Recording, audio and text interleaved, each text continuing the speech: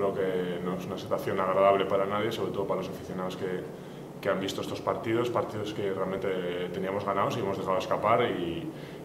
se puede aludir a situaciones particulares, que si arbitraje, que si mala suerte o fortuna de otros equipos, pero yo creo que los partidos los estamos perdiendo nosotros,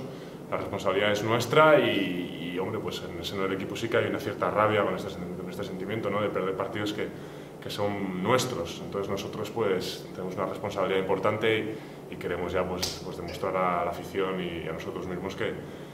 podemos ganar partidos, ¿no? Yo creo que el equipo está jugando bien, está volviendo a jugar o a encontrar su juego después de esta racha de derrotas que tuvimos, y es una pena, ¿no?, que esto no se represente en victorias.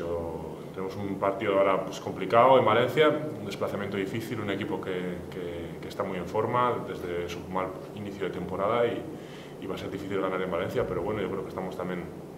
salvo el partido de Valladolid, haciendo un buen juego fuera de casa, y bueno, pues espero que